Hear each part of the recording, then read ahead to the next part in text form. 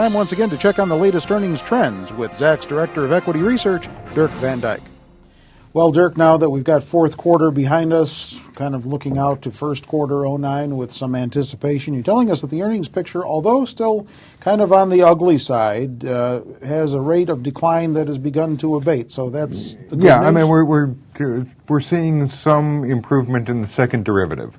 First derivative is still very nasty, but we're no longer declining at a faster and faster rate. We're starting to possibly, I don't want to go so far as to say that it's stopping, but if we had continued at the previous rate, going back 2-3 weeks ago, we would have been quickly close to zero in terms of total earnings for the quarter. So it's not unexpected. Also, we're getting to the point where there are going to be fewer and fewer estimate changes because there's not as much of this impulse of new news as earnings season is pretty well over. So does this in any way indicate to you that we've turned the corner or we're beginning to turn the corner toward recovery now? It's a pretty thin straw that you're trying to grasp at there, but it's the first step on a long road, perhaps. Okay. That we're, I would want to see us actually stop declining first before I declare any sort of victory, and I think that may be a ways off. So when investors are looking at companies to consider for investing in this current climate, what is it? Is it top-line growth that they should really be paying attention to because there's not much of a way to fudge the top line? That certainly helps, but their top-line growth is a challenge for a lot of companies, and one would have to make sure that you're talking about organic top-line growth, not just simply buying up other companies to generate that sort of growth. I think one of the best strategies to do is to, instead of looking at the mean estimate, go out and look at what the low estimate is for the company, the most pessimistic outlook. And if the valuation of the company looks sort of reasonable there and the company is not seeing cascading declines in the investments, and I mean there are a lot that are really cascading. I mean, 1 out of every 11 companies, is seeing their estimates cut in half over the last month. Right. I mean, that's pretty scary. So if you're outside of that group of it's just totally going to heck in a handbasket, but then but in a relatively stable area that's coming down, but not in total implosion mode, do your valuation work based on the most pessimistic current estimate.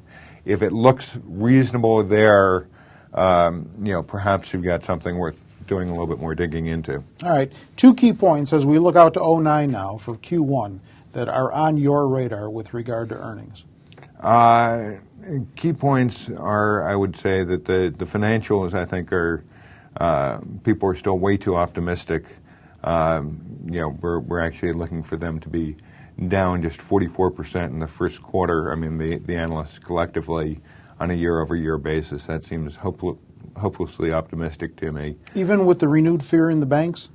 Well, as of the numbers yesterday, and it really looks like the vast majority of banks in 09 could be in the red for the full year, the way things are going.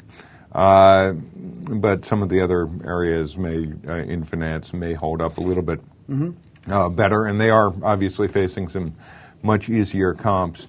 Another point is that I've got to say that the healthcare sector, it looks like the absolute earnings champion for this year. Energy, the old champ, is now, if you look at the total size of the pie, is back down to about 4th or 5th place. And that's kind of in keeping with its sort of historical share of the total earnings, way off, of course, from last year. But that's a pretty good size drop in the size of its pie. Having oil prices below 40 instead of above 140 will certainly do that to these companies. So the bloom is off the rose there. Longer term, I still think that energy is a very intriguing place because they're not making any more of it, and it's becoming harder and harder to find. But until we start seeing worldwide demand pick up overall in the economy, demand for oil is going to be slack. So even if we are at peak supply, we've also, at least in the intermediate term, hit peak demand. Okay, we're going to leave it right there. If you want to get all of the numbers for Q1 '09 and maybe a broader outlook for '09 corporate earnings, and you are accessing this video outside of Zacks.com, go to Zacks.com's homepage, scroll down the page until you see the headline right next to Dirk's picture. That is the most recent earnings trends forecast or commentary that there is, and Dirk fills in all of the blanks with regard to industry sectors and all of the median estimates and the like in this report and in every week's commentary. So you may want to even bookmark it for yourself. And in case you're watching the calendar, the yesterday that Dirk referred to as the 23rd of February. We're taping this on the 24th. With Dirk Van Dyke, I'm Terry Ruffalo.